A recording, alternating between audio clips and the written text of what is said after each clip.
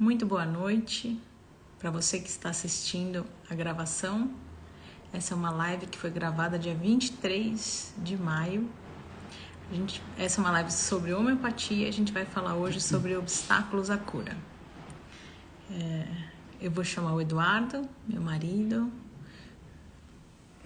para fazer parte da live.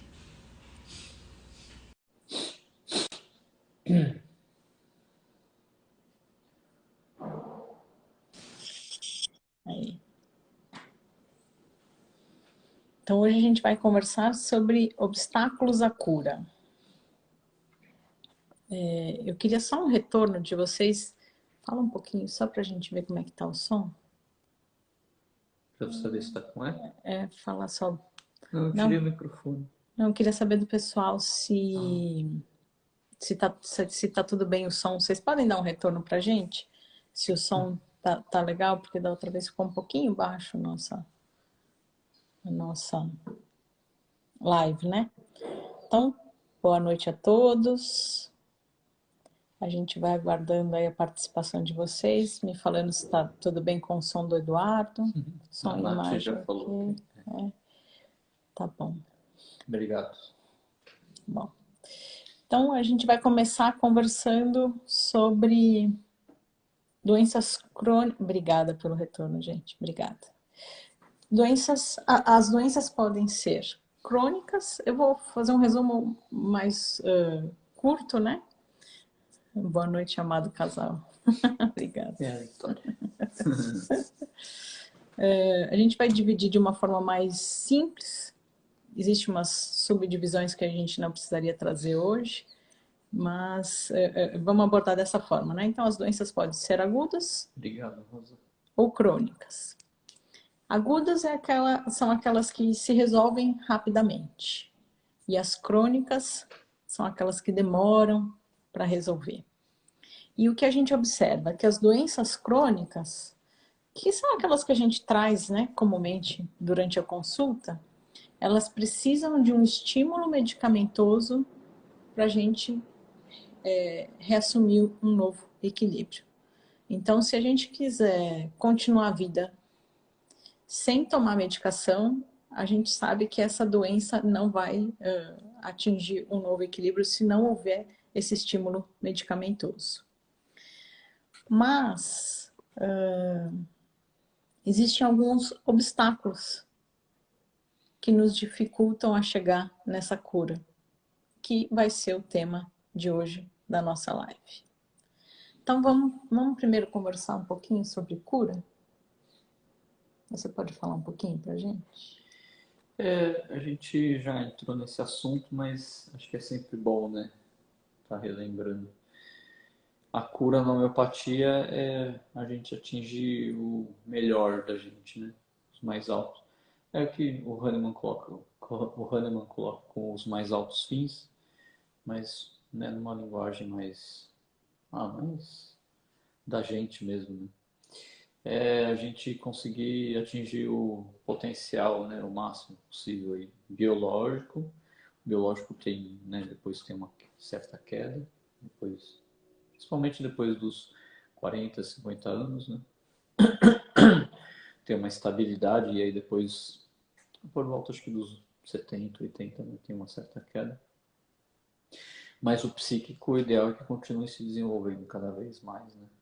Então, cura na homeopatia é esse conceito dinâmico, na verdade, né? Que não é estático, né? Não é tipo ausência de doença e pronto, tá bom. Não é tá bom, se você tá se sentindo bem, você tá curado. Não é nada disso, né? É essa evolução, né? Esse caminho e o caminho meio que não tem fim. Quantos pacientes, né, a gente não atende ali numa primeira consulta que chegam dizendo: eu não fico doente, eu não tenho nada, né? Eu não tenho dor de garganta, eu não fico gripada, eu não tenho nem nada de sintoma, né? Teoricamente, ele se acha saudável, né? Mas quando a gente vai conversar com ele, o mental, né, o lado psicológico ali do paciente geralmente está Pra gente não adianta só a pessoa tá se sentindo, se sentindo fisicamente bem, né? Às vezes ela tá estagnada ou tá, Ou enfim, suprimido. ou suprimida, enfim. Vamos só lembrar aqui, né? Que é o suprimido, né? Então, de repente, ele teve lá uma dor de cabeça, tomou um remédio e suprimiu essa dor de cabeça. Teve uma infecção de garganta, tomou um remédio e suprimiu essa infecção de garganta. Teve lá, enfim, uma diarreia, tomou um remédio e suprimiu essa diarreia. Tudo foi suprimindo, o corpo estava tentando colocar para fora e a gente vai suprimindo com essas medicações e isso vai para dentro. Lembra que a melhora ocorre de dentro para fora, a supressão ocorre de fora para dentro. Então eu paro de ter sintomas aqui fora e começo a ter sintomas lá dentro, né? Então é muito comum o paciente que chega para a gente com depressão, com crise de ansiedade, com queixas mentais, né, psicológicas, vamos falar mais simples, e que traz isso para a gente. Eu não fico doente, mas por que será que ele não fica doente? Será que ele não fica doente porque ele já chegou num nível de equilíbrio que ele já não fica mais doente? Ou porque ele está completamente, né, suprimido e está tendo mais questões em órgãos mais nobres do que em órgãos menos nobres, né? E às vezes demora para fazer sintoma, né? Aí a pessoa acha que tá bem, mas existem alguns sinais, né? Mas às vezes os sinais são sutis, né? A pessoa às vezes acredita que tá bem, não, não, não está 100%, né? É, Bom, 100% é nunca difícil, a né? gente vai estar, né? Mas o importante é enxergar, então, o indivíduo por completo, né? Não pensar só no nariz, na garganta, no intestino, né? E enxergar o indivíduo por completo. Então, que nem o Eduardo falou, como é que eu vou saber se eu estou no meu caminho de cura? É observar se eu estou indo no meu caminho aí de evolução, né? Se eu estou seguindo nesse meu caminho, eu estou caminhando para minha cura, né? Apesar de ter uma dor aqui no meu dedinho do pé, eu estou caminhando para o meu caminho de cura, né? Esse que é o mais importante para a gente na homeopatia, né? E aí existem alguns obstáculos que, se não forem tirados do nosso caminho, dificilmente a gente vai chegar nesse nosso objetivo de evolução, né? Então a gente vai trazer aqui alguns exemplos, mas vamos dar uma pausa primeiro e vamos dar uma lida aqui no que o pessoal escreveu? Não, no que o pessoal escreveu, tá? Eu vi que tiveram alguns comentários. É que o chat para mim chega uma hora que ele trava, né? Então eu não sei. Tá, então eu vou ler alto aqui. Então, o Ricardo, ele falou, na verdade, aprendemos a esconder nossos sintomas. Verdadeiro. Tomamos analgésicos e etc. Achando que isso é cura. Muito legal esse seu comentário, Ricardo. A gente aprende que não tem que ser rápido, né? Não podemos sentir dor, então a gente tem que tirar logo essa dor. Não estou dizendo que não tem que tirar essa dor, né? Mas existe um imediatismo também muito grande, né? E é isso aí, né? A gente aprende a esconder os nossos sintomas. Bem profundo esse seu comentário, Ricardo. Sintoma, sentimento, né? A gente, entre aspas, é cobrado para sempre estar bem, né? Não demonstrar. Muito bom. A Vanessa falou assim, é aquele ditado, a boca cala e o corpo fala. Nossa, hoje a gente tá com comentários profundos. É isso mesmo, né? Exatamente. Então, se a gente não põe para fora, o corpo vai sentir, né? Então, eu ia falar das crianças, né? Mas para mim é inevitável não trazer exemplos de crianças aqui, né? Ultimamente eu estou atendendo algumas crianças que têm algumas questões na escola, né? E aí elas aparecem fazendo sintomas na consulta, né? Aparecem na consulta com queixas. Não tem como, né? O corpo não sentir se o meio tá difícil, né? Então, aquelas escolas que tem muita bagunça, muita agressão, né? Muito bullying, né? Não tem como a criança não sentir. Então, já vou aproveitar aqui nesse esse gancho 80% das queixas de dor abdominal nas crianças é por uma base ali emocional, né? Então, a gente tem que enxergar a criança não só a dor da barriga, né? Pensar aí, que geralmente pensam, né?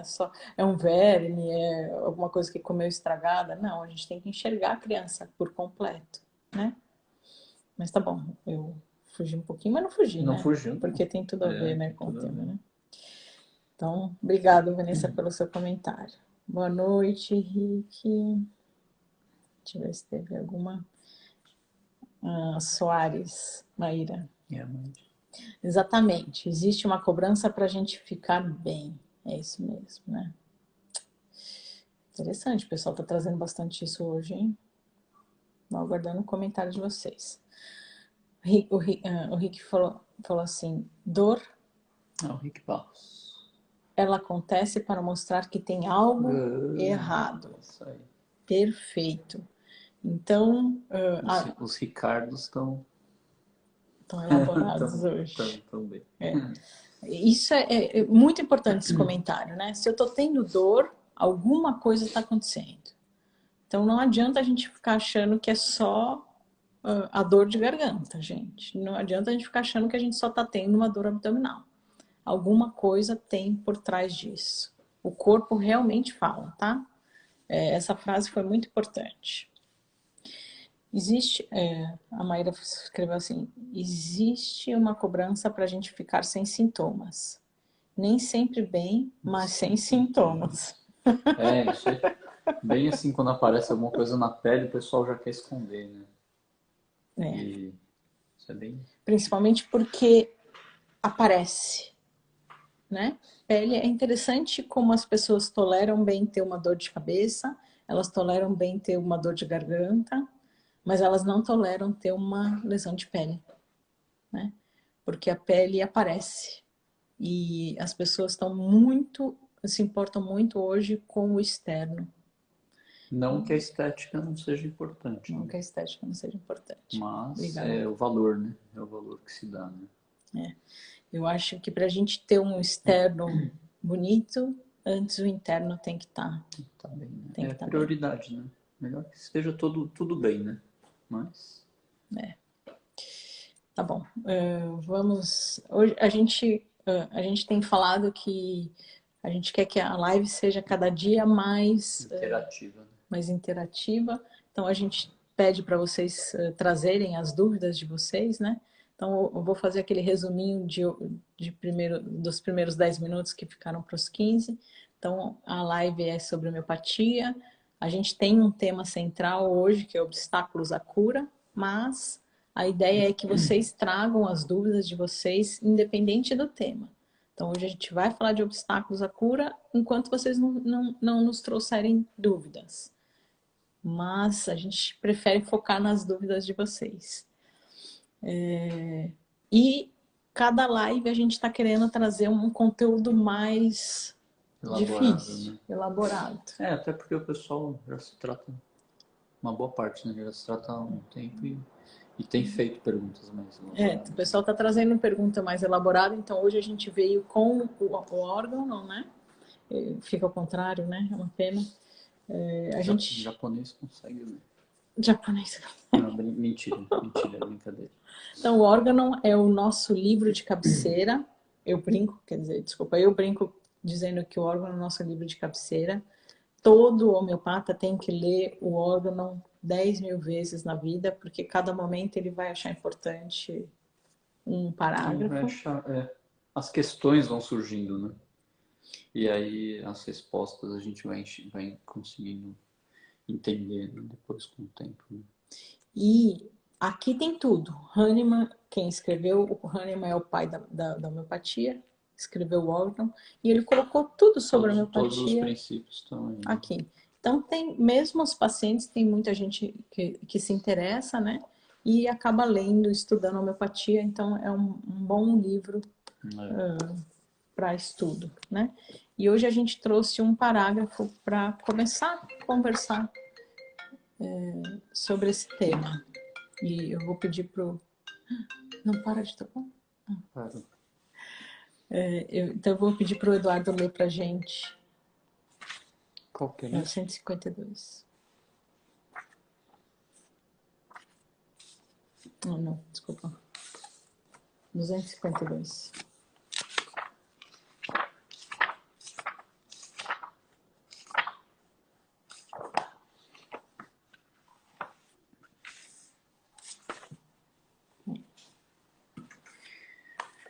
Parágrafo 252. Desculpa, a gente só não explicou. O órgão, ele é dividido em diversos parágrafos, tá? Por isso que eu falei o parágrafo 252. Isso. Mas, se considerar durante o emprego dos outros medicamentos em doenças crônicas, que o medicamento homeopático melhor escolhido na dose adequada mínima não acarreta uma melhora, é isso o sinal certo de que a causa que mantém o mal ainda persiste e de que há alguma circunstância no modo de vida do paciente ou na situação em que se encontra que deve ser removida a fim de que possa realizar-se uma cura permanente. Não sei se o pessoal conseguiu ouvir. Fiquei em dúvida se ficou. Se vocês não tiverem ouvido bem, vocês avisam a gente, tá? Então, o que ele está querendo dizer? O paciente foi em consulta, levou direitinho todos os sintomas, os sinais, todos os sintomas dele, todas as queixas dele, desculpa. Apresentou com todos os detalhes as queixas, o que melhora, o que piora, o que ele achou sobre aquilo, o que ele sentiu, o que tocou, enfim, todos os detalhes. Com aquela riqueza de detalhes, o médico escolheu ali o remédio, não foi nem o medicamento, foi o remédio perfeito ali para a situação. Deu tudo certo. Deu tudo certo. O paciente foi para casa, tomou a medicação. A gente tem que se questionar primeiro se deu tudo certo mesmo, né? Então, faz de conta que deu tudo certo. E o paciente retorna na consulta seguinte e mantém-se da mesma forma. Então, isso nem pode acontecer, né? Porque, na verdade, isso já tem que vir na consulta, que alguma coisa externa ali pode estar impedindo aí esse caminho de evolução na cura, né? Mas às vezes o medicamento, claro que não é só o medicamento, né? É a interação do paciente com o medicamento, né? Às vezes o paciente melhora, a gente melhora, porque eu também sou paciente, né? A gente melhora e o outro, até certo ponto, né? Até certo limite, ele é um espelho da gente, né? Então, se a gente consegue mudar alguma coisa, e a homeopatia catalisa essas mudanças, né? Essas mudanças profundas, muitas vezes, o próprio indivíduo consegue alterar o meio, muitas vezes. Ou perceber, se conscientizar de que algo não está fazendo bem e consegue modificar, né? Então, às vezes surge, mas às vezes o próprio paciente dá um jeito, né? Nesse obstáculo, né? Bom, agora às vezes isso não acontece, né? eu queria que a gente fosse mais claro. Vamos trazer alguns exemplos? Vamos, por exemplo. Vamos começar com um. Então, que nem no caso que você estava falando da criança que está sofrendo algum tipo de problema na escola, às vezes, e ela é muito tímida. Você dá um medicamento, não que ela vá deixar de ser tímida, introvertida, nada disso, né?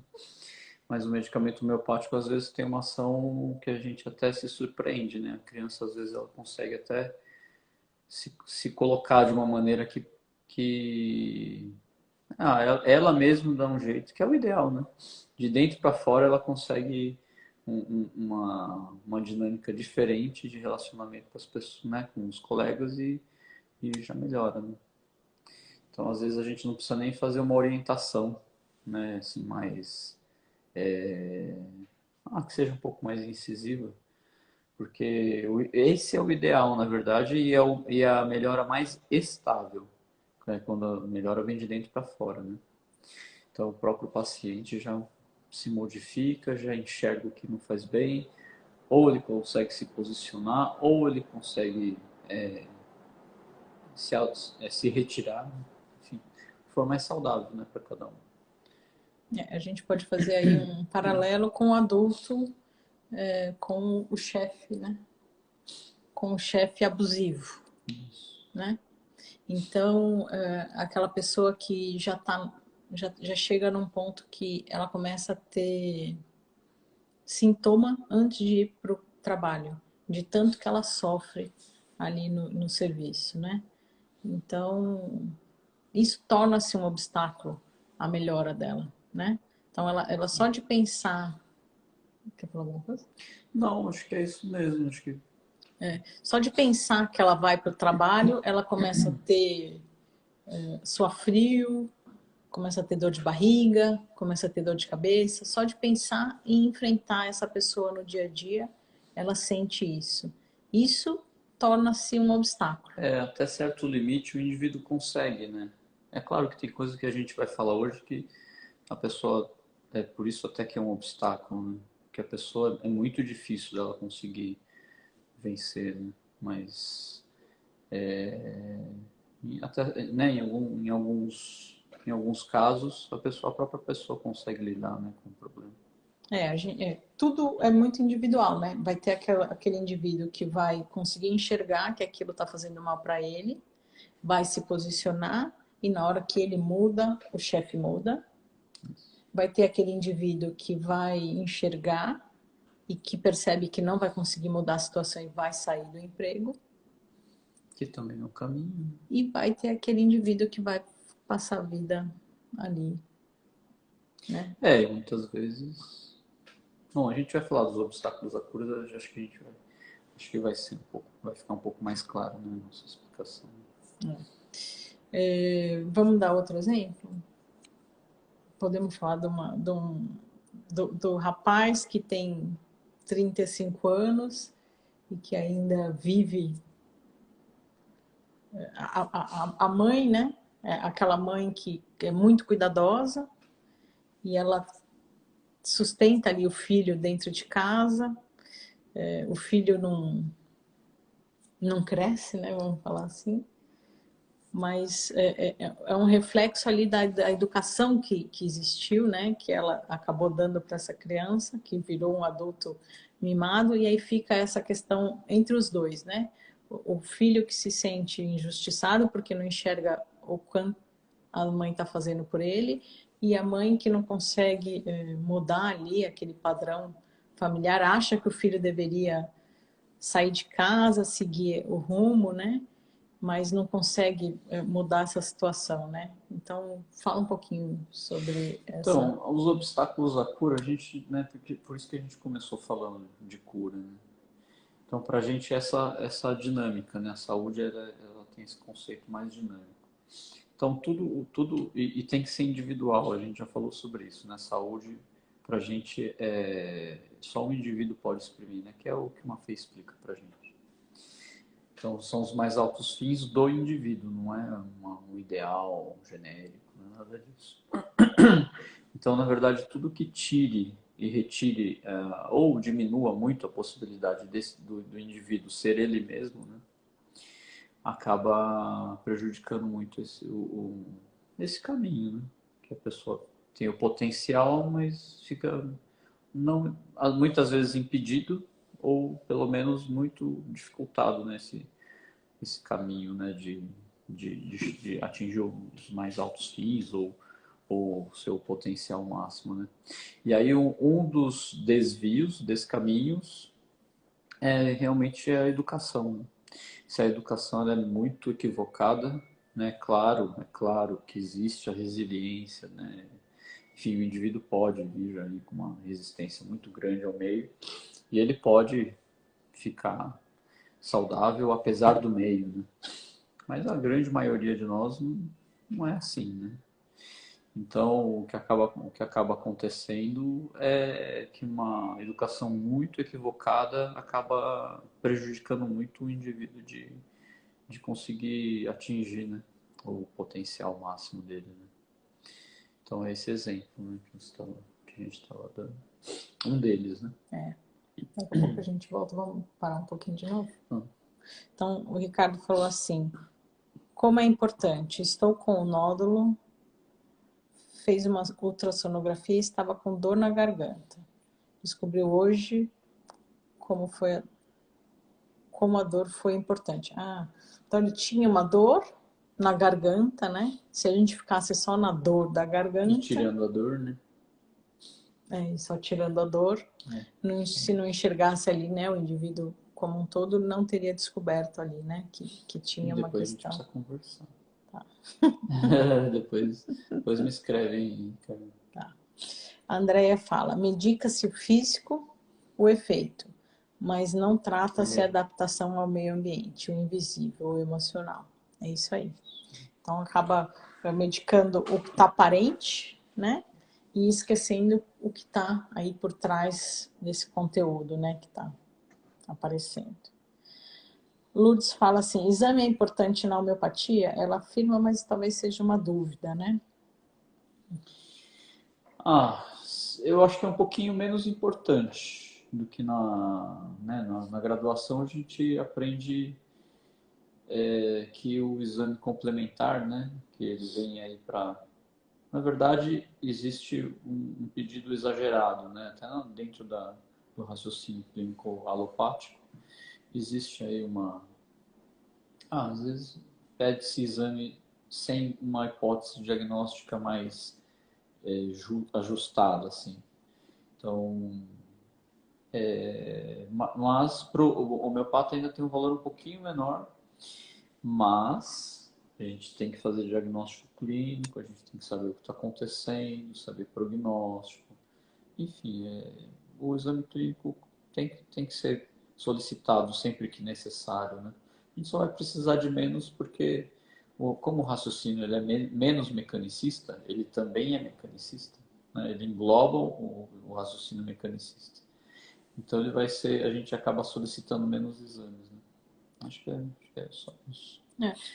O homeopata ele precisa do diagnóstico clínico, né? Então, muitas vezes, por exemplo, aqui o exemplo do Ricardo, para fazer um diagnóstico de um nódulo na tireoide, a gente vai precisar de um exame. Precisa, né? E Mas, precisa saber tudo, precisa saber a classificação de chamas, a gente vai precisar saber, claro, a gente tem que saber, a gente tem que estudar para saber e para falar para o paciente, né? Olha, esse nódulo fica tranquilo, ele não tem uma vascularização né, central, é mais periférica. Ah, tem halo, não tem halo. Então a gente tem que saber, né? A gente para só poder não, acompanhar, a né? gente precisa saber acompanhar, né? Agora, num Mas não, momento inicial ali, né, a gente realmente, muitas vezes a gente consegue tratar o paciente sem pedir sem exames, né? precisar daquele exame. O paciente muitas vezes melhora e pronto, né? Não fica naquela dependência, só quando sair o exame Exame que que eu a vou gente vai conseguir saber, tratar. né, a Não, conduta, não, né? na homeopatia já de imediato, né? Porque o que a gente vai tratar ali são os sintomas do A gente vai paciente. pegar os sintomas, né, como base para escolher o medicamento, né? Então, a resposta é sim e não, né? A gente precisa sim dos exames complementares, mas quando eles são importantes ali na evolução, para fechar o diagnóstico e na evolução do quadro, né? André escreveu assim: alguns sintomas crônicos permanecem por mais tempo durante o tratamento. Muito mais. Peraí, só um Muito pouquinho. mais tempo. Pois muitas vezes necessitam desintoxicar órgãos mais internos, as causas mais profundas e primárias, e não os sintomas aparentes. Sim. Vamos trocar em miúdos aqui o que ela está querendo. Na verdade, não sei se eu captei aqui muito. Então, existem sintomas que estão lá dentro, né? E como a gente melhora ali de dentro para fora, será que ela está raciocinando que É ali? isso aí. É isso aí. Eu acho que quando tem sintomas que são mais superficiais, né? E menos perigosos à saúde, né? Ou menos danosos, né? Então, muitas vezes eles ficam bastante tempo. Por exemplo, desculpa, uma tinha, uma micose na virilha, né, inguinal, e você tem uma dor de estômago que é importante, que, enfim, te atrapalha. Essa micose na virilha, ela vai, não que a gente queira que ela fique ali, né, e que a gente ache ótimo, maravilha, não é isso? Mas enquanto a dor no estômago, né, a pessoa não melhorar da dor no estômago, a chance dessa erupção ficar ali não é pequena, né? Então, às vezes demora mesmo. Mas é o processo, né? Não é porque a homeopatia demora, é porque o processo é demorado, né? Muitas vezes isso acontece mesmo. Os sintomas demoram bastante tempo. O importante é a gente enxergar que o todo, né, o indivíduo como um todo, está evoluindo bem. Ela ainda acrescenta assim, no fim é uma dúvida dela. Então ela fala assim, como dizer que deu tudo certo se não obteve-se melhora? Não, pode falar. Primeiro que a primeira coisa que eu acho importante aqui é melhora é individual, né? Então o caminho de cura é individual. Vamos trazer aqui, vou me usar de exemplo. Então eu sempre fui uma pessoa que tinha muita dor de cabeça. Eu tinha dor de cabeça quase todos os dias. Comecei a me tratar com homeopatia. A minha vida mudou completamente. Eu acho que hoje eu estou dentro da minha missão de vida. Mudei em tudo. Não vou ficar falando aqui para não me estender e acabar a live. Brincadeira de tanta coisa que eu mudei. Mas eu ainda tenho dor de cabeça. Isso quer dizer que eu não melhorei? Será que eu não estou no meu caminho de evolução? Só porque eu ainda tenho algumas vezes dor de cabeça? Então, se você me perguntar, você melhorou de vez da sua dor de cabeça? Não. Mas ela está bem menos frequente também, né? Muito menos frequente e muito menos intenso. Então, essa questão de melhora é uma coisa muito individual, entendeu? E o que importa para o homeopata é, será que era importante realmente sumir de vez essa minha dor de cabeça? Ou eu estar caminhando para o meu caminho de missão? É isso que a gente Ser precisa feliz, entrar, né? né? Ser Isso. feliz, enfim. Isso. Claro que ninguém é feliz o tempo inteiro, né? Mas Então a gente tem que conversar mais sobre isso. Eu acho que a gente ainda não conseguiu passar essa ideia sobre caminho de cura aí. E outra coisa que eu acho bem bonito assim. Essa definição de cura, ela inclui os limites, né? Nós todos temos limites físicos e psíquicos. Então, o nosso melhor dentro do nosso potencial não quer dizer perfeito, né? A gente não vai virar anjo, Deus, sei lá. A gente não vai chegar na luz, né, de uma hora para outra, não é isso, né? Então, por isso que lá no começo a gente falou, o conceito de saúde ele é dinâmico, né? Você vai atingir o seu máximo, né, o seu potencial máximo. Mas esse potencial máximo ele não é perfeito, né? E é claro que tem que ser o melhor possível. Se a gente ficar sem sintomas, melhor ainda. Mas muitas vezes a gente, entre aspas, a nossa constituição faz com que a gente necessite, não é homeopatia, né? A nossa constituição faz com que a gente precise de uma erupção aqui, de uma dorzinha ali. Infelizmente, o ideal seria que a gente não precisasse, né?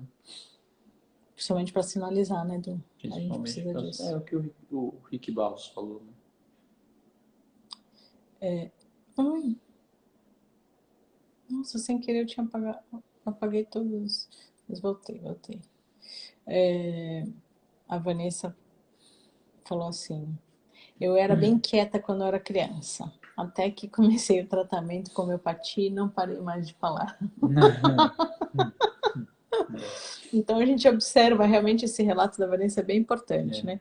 Muitas pessoas que chegam em consulta não falavam nada, né? Então aquela pessoa que passa por momentos difíceis com outras pessoas, ou enfim, no dia a dia ali, e engole, né? Com o tratamento homeopático, a pessoa volta ao equilíbrio, né? E aí ela começa a falar, a demonstrar, né? Então, é isso que a Vanessa está querendo dizer, né? Quando ela era pequenininha, ela não conseguia. Não é que mudou de temperamento, né? O Não, temperamento é temperamento constitucional, mas você vai se adequando, né? Vai lapidando, né? Bom, a Cida falou assim, mesmo com a melhora, se a gente não conseguir se relacionar é ruim. Cida é muito bom. Cida, cara, tudo com o seu, né? Por exemplo, quem é introvertido não vai ter 1000 amigos, entendeu? Não vai sair, vai pra balada. Não é o jeito que a pessoa se desenvolve. O introvertido é aquele que sente, lê um livro e está satisfeito, entendeu? Então, por isso que o conceito de saúde é individual, né? Individual, isso que eu ia falar. É claro que não é normal você ficar só no livro, porque as pessoas, né, estão à nossa volta, a gente tem família, a gente precisa saber se relacionar. Só que o nosso ponto de apoio, tô falando a gente porque é a gente mesmo, tá bom? Nosso ponto de apoio vai ser leitura, vai ser o subjetivo, vai ser, né? Do extrovertido vai ser o objetivo, vai ser o externo. Então, os psicólogos falam, né? Um exemplo típico aí da introversão e da extroversão é assim, chegou num ponto turístico. O introvertido vai lá ler sobre o lugar, tal. O extrovertido não, ele é meio perigoso entrar lá naquela construção. Não, vamos entrar porque eu quero conhecer. O introvertido vai falar, não, será que não é melhor a gente, né, voltar? É isso, e nenhum dos dois está certo. Nenhum dos dois está Tá errado. errado. E o outro não está errado, entendeu? Enfim, É individual nenhum dos e dois a está gente tem que errado respeitar os e não dois. tem nenhum certo, entendeu? Os dois estão certos e estão errados ao mesmo tempo. Se quiser impor para o outro à vontade, está errado. Se ficar, né, cada um na sua e respeitar o espaço do outro e o jeito do outro, então os dois jeitos estão corretos, né? A Andrea falou assim: há medicamentos para os obstáculos? Ah, Essa é a grande essa é a questão. grande questão, né? Esses obstáculos, André, eles precisam ser. É que aí, como não é, aí a gente Bom, entra também no chega no campo, individual. mas a gente entra um pouquinho nos obstáculos à cura, a gente entra um pouquinho na falsa doença crônica também, né? Então, a gente precisa, se você retirar aquilo, vai facilitar o caminho do indivíduo. Às vezes não adianta, né? Porque você pega uma tábua e coloca um prego, o buraco fica, né? Então, muitas vezes, né, se você toma um medicamento há muito tempo e o efeito colateral deixou uma lesão em algum órgão, alguma coisa, Mas explica qual medicamento. bom, medicamento. Tá, Medicamento, por definição, é alguma coisa que altera o tá. seu equilíbrio, né? Então, se você tomou um medicamento, é claro que isso é muito mais comum, né, em medicamentos que são utilizados em uma dosagem maior, né? Porque o risco de ser num nível tóxico é maior.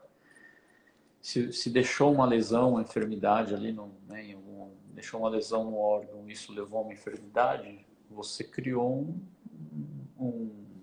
uma predisposição que não está nem no seu, não está nem ali muitas vezes, né? Não está, isso a gente vai entrar numa questão filosófica, mas enfim, não está no gene. A predisposição para ter seguido esse caminho está no gene, mas não está no gene aquela lesão. Então, às vezes a gente acaba por algum acidente ou por alguma atitude, ou enfim, ou ter tomado um medicamento muito tempo, enfim, ou por alguma iatrogenia, né?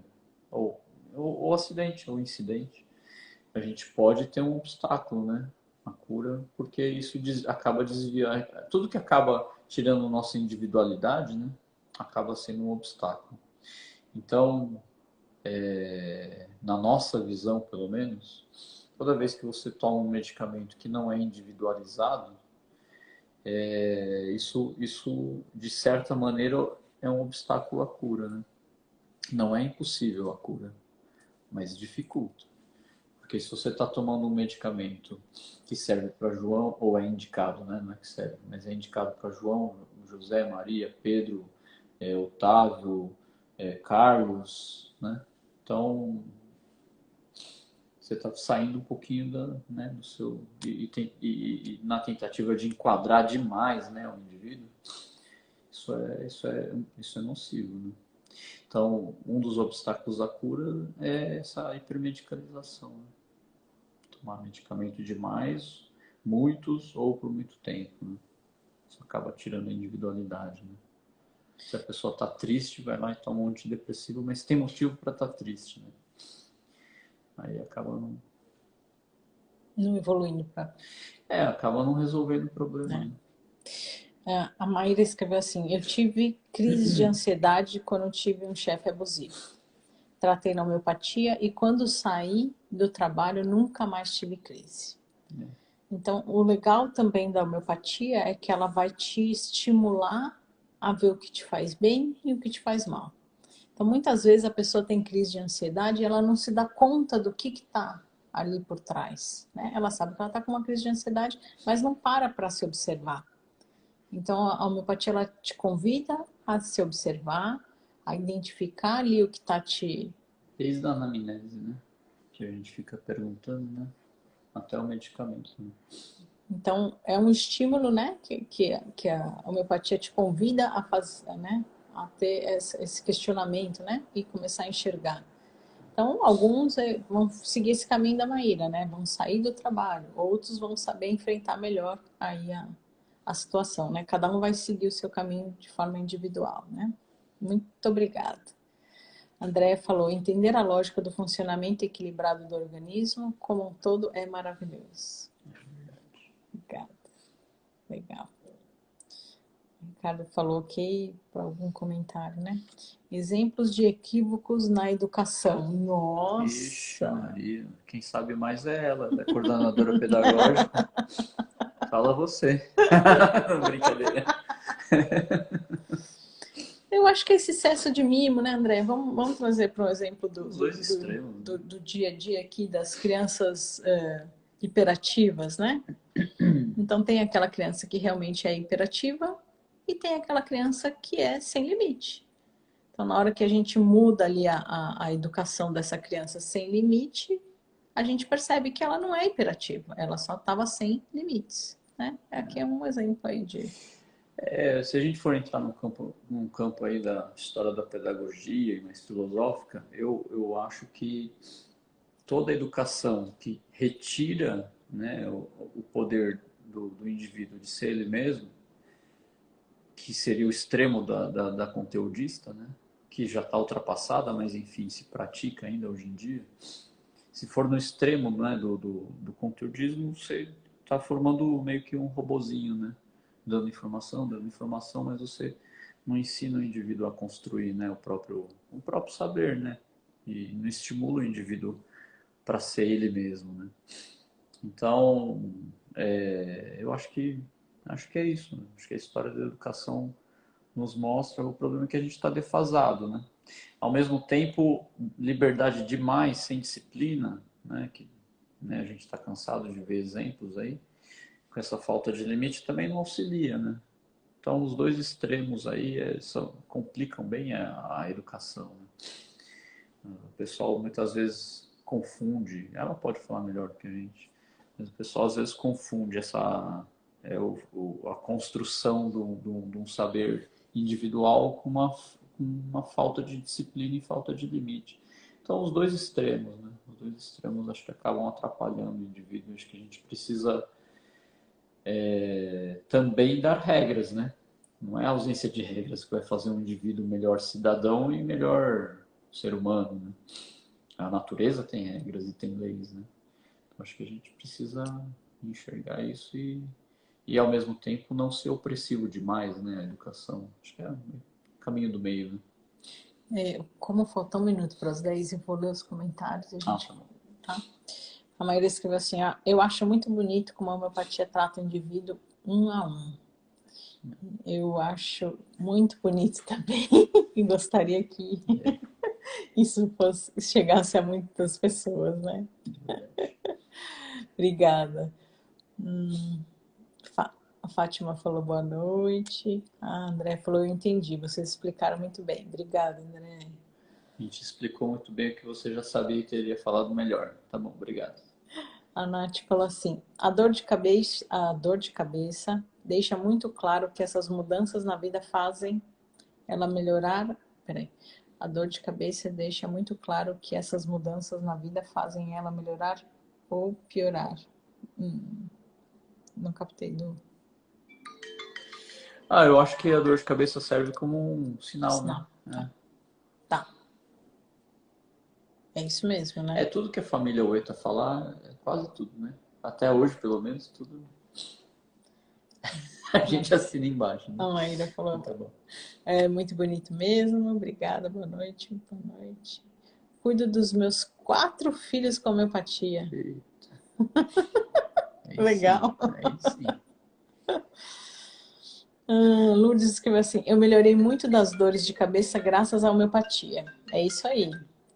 O que a gente percebe é com o tempo de tratamento, né, as dores vão ficando menos intensas e bem episódicas, né, bem mais raras, né? Obrigada por deixar esse relato. A Nath falou, então é preciso encontrar uma forma de contornar esses obstáculos. Isso. Contornar ou aprender a lidar quando possível, né? Aquela frase do AA, que não é do AA, eu acho, né? Eles utilizam. A gente tem que saber o que a gente consegue modificar, né? A gente tem que às vezes não dá para modificar, a gente precisa desviar. É isso mesmo, contornar. Às vezes é isso. Saber identificar e depois saber lidar com essa situação, né? A Vanessa falou, o que funciona para todo mundo, na verdade, não funciona para ninguém. É isso mesmo. Boa. Enxergou em massa, não vai dar, né? Já dizia o Tim Maia que o tudo é o nada e o nada é o tudo. Acho que ele falava isso. Né? Não sei. André falou, medicamentos homeopáticos também podem lesionar a nossa saúde? Sim. Opa, Se só você... errar. Só errar o medicamento ou errar a mão, né? Ou tomar, né? Tomar continuamente, né? Se você pegar uma medicação, foi prescrita, né? Foi prescrita, ele faz de contar um dia e você ficar tomando aí meses, você começa a fazer sintomas do medicamento. E aí, se você for muito predisposto, tiver uma sensibilidade grande, pode ficar muito tempo com sintoma ou até pode prejudicar bem. A chance disso acontecer é menor, né? São doses diluídas dinamizadas, né? Mas pode acontecer. A Maíra, falta de limites, os resultados são tristes. Isso mesmo. O I Ching já falava, já ensinava pra gente que às vezes é melhor um pouquinho, ser um pouquinho mais rigoroso do que ser permissivo demais, né? Tá lá no Xing, não é coisa nova, né? A Marlene falou assim, na homeopatia as vacinas são válidas? A homeopatia é uma vacina, né, Marlene? Uma forma de ver, sim. A gente tem uma técnica, a gente pode até falar outro dia sobre isso, mas é melhor falar um a um. O ideal é perguntar para o próprio médico, que a gente é um tema muito polêmico, é melhor ser individual. Mas a homeopatia tem uma técnica, né, toda já comprovada, enfim, para epidemias. Tá bom, finalizei. Tá bom. Acho que até segunda que vem. A gente vai finalizar aqui. Agradecer muito a presença de vocês. Hoje foi bem interativo, né? Foi. A gente mais conversou melhor, bastante. Né? Senão a gente não vai de encontro ao que aos interesses. E o grande objetivo é esse, trazer aqui à tona as dúvidas de vocês, né? Para a gente saber que caminho aqui seguir na nossa live. Então, agradeço muito a participação de todos. Um bom descanso e até semana que vem. Tchau, tchau. Beijo. Tchau, tchau.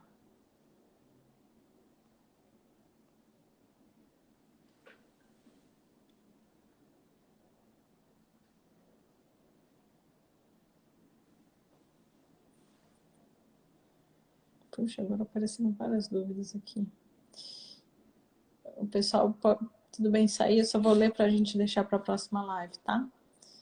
Eu conheci uma homeopata que receitava vários medicamentos. Falei para minha amiga não tomar, fiquei com medo, indiquei o doutor Eduardo. Nanopatia vai... A pessoa vai pelo menos normalmente ao médico. Homeopatia. Só vamos com queixa? Não. Ai, vamos aproveitar, se você estiver por aqui, Marlene, não. Na homeopatia, a gente encontra o paciente de 2 em 2 meses, de 3 em 3 meses. Então, pelo contrário, a gente encontra com mais periodicidade, porque o objetivo é, na verdade, não ficar tratando só os quadros agudos, tá? Ou não, a gente se encontra com uma periodicidade maior. A Vanessa falou, a gente mesmo, sentimentos e pensamentos pode ser obstáculo de cura, sim. Elogio a explicação no todo, pensei na educação dos pais. Obrigada. O que temos que passar, passaremos. Mas com todo o cuidado possível será menos agressivo, até mesmo irreversível.